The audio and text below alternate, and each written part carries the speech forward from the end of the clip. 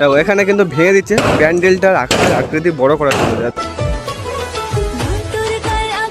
আমি তো এক কথাই বলবো যে কলকাতার নাম্বার 1 প্যান্ডেল হয়ে চলেছে এই সন্তোষ মিত্র স্কয়ার।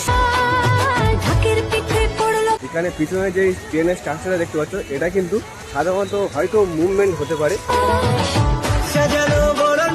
ট্রেন তৈরি কাজটা কিন্তু এখানে অলরেডি সম্পূর্ণ হয়ে গেছে বলতে চলে। আর উপরে কিন্তু কাজ চলছে একেবারে জোর কদমে। তো এখন কিন্তু আমি রয়েছি একদমই সন্তোষ মিত্র স্কোয়ারে প্যান্ডেলের ঠিক সামনে। তো এটাই হচ্ছে কিন্তু সন্তোষ মিত্র স্কোয়ারের প্যান্ডেল। আর তাদের প্যান্ডেলের প্রস্তুতির কাজ চলছে কিন্তু একেবারে জোর কদমে, তো যেটা দেখতে পাচ্ছি। আর এখান থেকে তাদের যে প্যান্ডেলের স্ট্রাকচারের কাজ তাদের দেখাবার চেষ্টা করবো একটু। প্যান্ডেলের স্ট্রাকচারের কাজ কিন্তু সেই আপাতত যেই পর্যন্ত আপনাদেরকে দেখেছিলাম ঠিক ওই পর্যন্ত কিন্তু রয়েছে।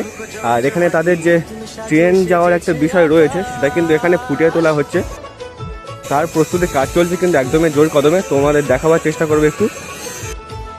সাইড ধরে কিন্তু তাদের যে ট্রেনটা সেটা কিন্তু এখানে চলবে আর তার কাজ চলছে কিন্তু একেবারে জোর কদমে। দেখতে পাচ্ছি এখানে কিন্তু যে লোয়ার সিটগুলো কিন্তু কাটা হচ্ছে।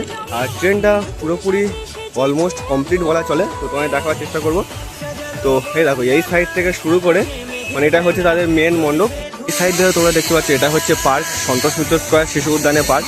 আর তাদের এই বছরের প্যান্ডেলের স্ট্রাকচারটা কিন্তু এই সাইড থেকে শুরু করে একদম পুরো ওই যে নীল কালারের বিল্ডিংটা আমরা দেখতে পাচ্ছি ওই বিল্ডিংয়ে কিন্তু আগের বছর লেজার শো আমরা দেখেছিলাম।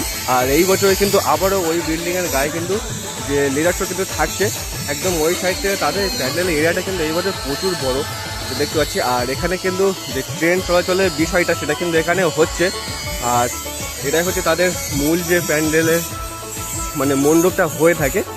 আর ভিতরে কিন্তু প্লাই বটমের কাজ চলছে একেবারে জোরে কদম তাদের মূল মণ্ডপ। আর এটা হচ্ছে সন্তোষ মিত্র স্কোয়ারের গেট, এই পথ দিয়ে কিন্তু আমরা প্রবেশ করে থাকি। চলো দেখি কত নম্বরে সন্তোষ মিত্র স্কোয়ারে কিছু সিনেমাটিক শ্যুট তোমাদেরকে দেখিয়ে দিই। সিনেমাটিক শ্যুটগুলো কেমন হয়েছে অবশ্যই কিন্তু কমেন্ট করে আসতে একদমই ভুলবে না।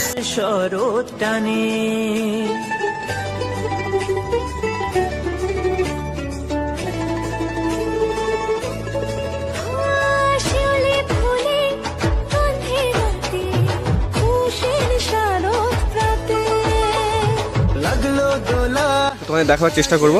এখানে কিন্তু প্লাই বটমের যে সিট মানে প্লাইবোর্ড সে প্লাইবোর্ড কিন্তু এখানে রেডি করে রাখা আছে, এখানে ভিতরে দেওয়া হবে, এখানে একটি রেডি করে রাখা রয়েছে। আর এই দেখো তোমাদের এখান থেকে দেখাবার চেষ্টা করব।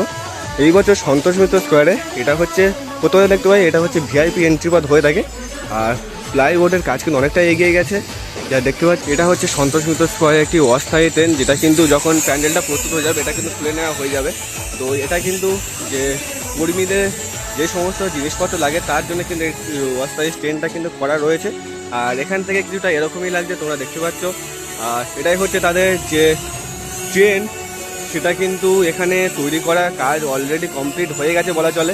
তো সন্তোষ মিত্র স্কোয়ারের ভিতরে প্যান্ডেলের প্রস্তুতি কত দূর এগিয়েছে সেটা চলো তোমাদের এক ঝলক দেখিয়ে দিই।